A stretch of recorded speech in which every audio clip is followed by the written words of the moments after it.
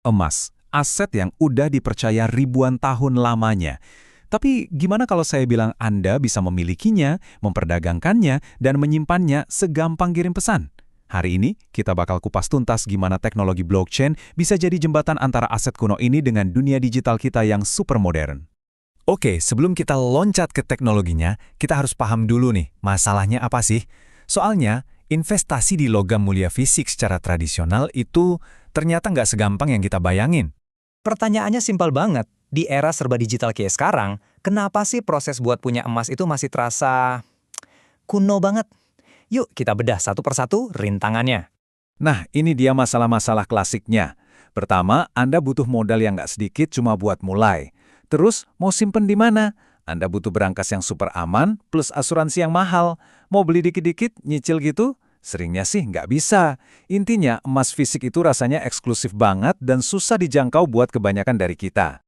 Terus solusinya gimana dong?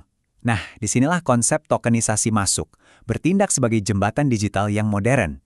Kita akan pakai OREX atau ARX sebagai contoh, biar kita sama-sama paham cara kerjanya. Biar kebayang, kita lihat dulu skalanya. Ini bukan pasar ecek-ecek ya. Nilai pasar logam mulia global itu diukurnya dalam triliunan dolar. Angka yang gede banget, dan ini penting buat kita tahu konteksnya. Tapi coba lihat angka ini. Dari pasar triliunan dolar tadi, yang udah diubah jadi token, itu bahkan nggak sampai 1%. Ini bukan lagi sekedar celah pasar, ini tuh jurang peluang yang lebar banget. Inilah misi utamanya, mendemokratisasi akses. Tujuannya adalah buat meruntuhkan semua tembok penghalang yang kita bahas tadi, jadi emas dan perak itu benar-benar jadi aset yang bisa dimiliki oleh siapapun, dimanapun mereka berada. Oke, kita udah tahu kenapanya, sekarang waktunya kita bongkar gimananya.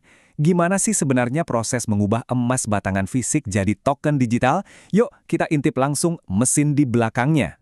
Intinya tuh ada di dua token utama ini, ARXG buat emas dan ARXS buat perak. Konsepnya simple tapi kuat banget. Satu token ARXG itu sama dengan kepemilikan 1 gram emas fisik yang asli dan bersertifikat LBMA.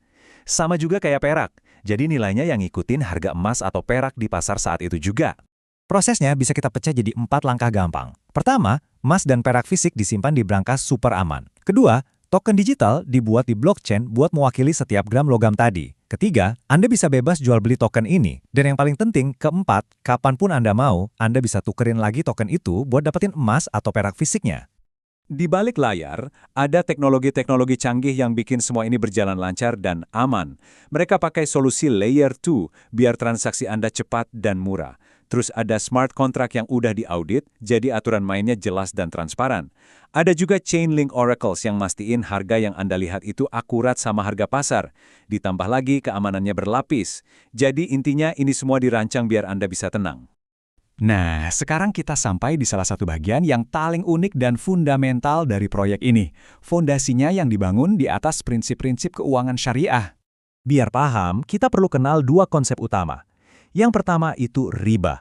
Gampangnya, riba itu segala bentuk bunga atau keuntungan dari pinjaman. Dan ini dilarang keras dalam keuangan syariah.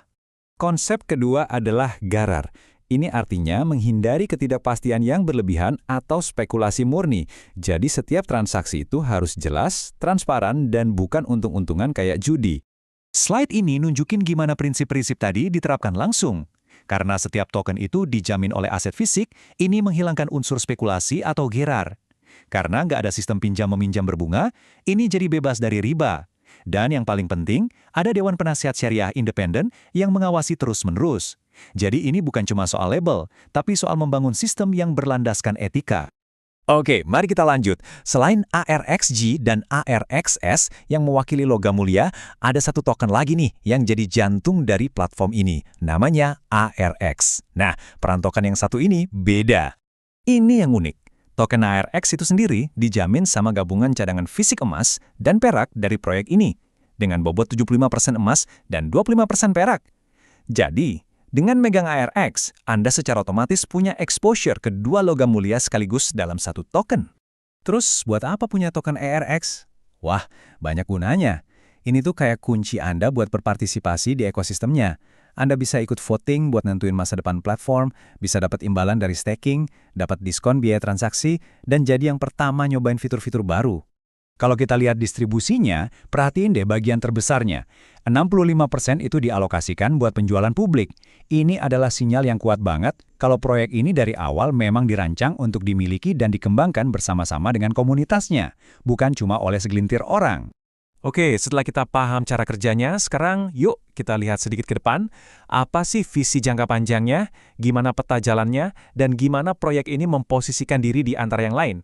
Peta jalan ini nunjukin perjalanannya secara bertahap, mulai dari konsep awal di akhir 2025, terus peluncuran token di pertengahan 2026 sebagai titik awalnya, lalu dikembangkan lagi ke ekosistem DeFi, dengan target akhirnya adalah integrasi global dan institusional di tahun 2027.